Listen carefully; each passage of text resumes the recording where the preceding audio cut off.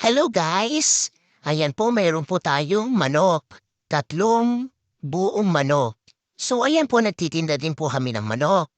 Dito sa Lipong Gaping Store. Yan pong kutsilyo is hugas na po. Tapos po may dalawang sangkalan. So mas prepare ko pong sangkalan diyan ay yung kahoy. So ayan, tilad na po natin. Tinitilad ko na po ang manok. So hindi po ako gaano bisa sa pagtitilad ng mga manok.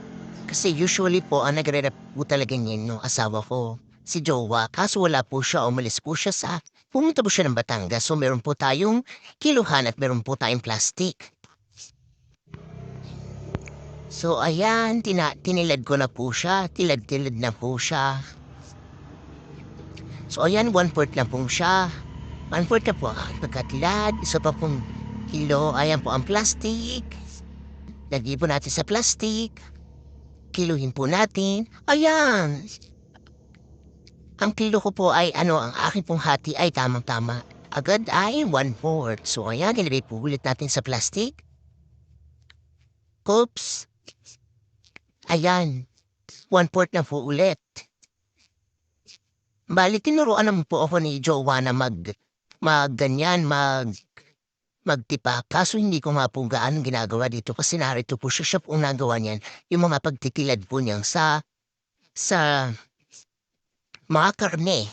So siya po ang nagtitilad niyan. Siya ang nagwa 1/4, 1/4. Meron din po ditong tinda ng karning baboy at karning manok. Ayan na nga po yung manok. Akin na pong tinitilad para po maibenta. So, minsan kasi po dito may bumibili ng mga papansit, lahok po yan. So, ayan, dalawa na lang po ang natitira na aking rarapakin. So, ayan, hiniwa ko na po siya. Ayan, oops, isa pa, hindi po siya natanggal. So, hirap na po ako. Pero, yung pong kutsilyo ko ay napagaan po ang paggawa ko din dahil napakatalas. So, ayan. Lalagay pa ng ulit sa plastic. So, agad ay 1/4 po siya. Kikiluhin po ulit natin. Ayan. Sobra po siya ng 1/4. So, tanggalan po natin ulit. So, ayan. I-plastic po natin. So, napakahangin po. Kaya yung aking mga plastic minsan naglalaglagan din yan. So, ayan. Magtilad po ulit tayo ng manok. Ayan, para po akong bihasa na no?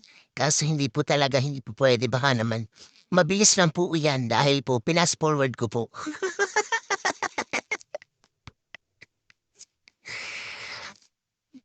So, ayan, ating pong anuhin ulit. Ilagay po natin sa plastic.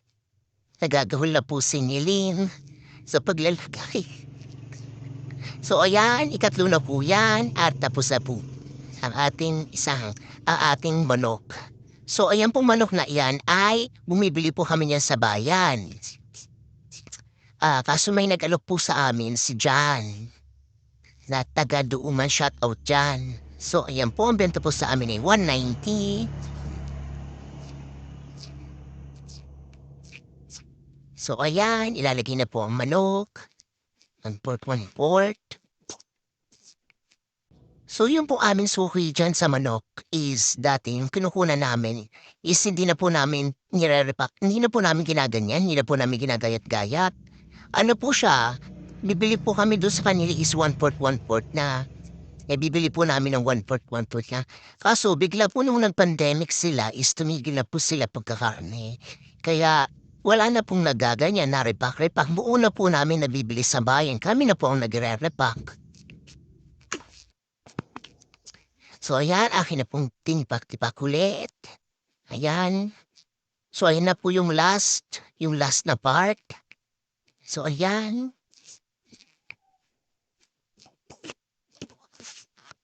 So bali po yung manok na yan ay 3 kilo at 3 guhit. 3.3 kilos po.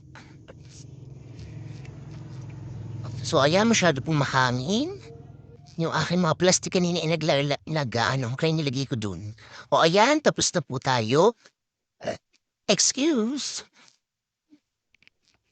So ayan, yan ako po 1, 2, ayan 2, 3, and 1/4 po ang nilabsan. Okey po, salamat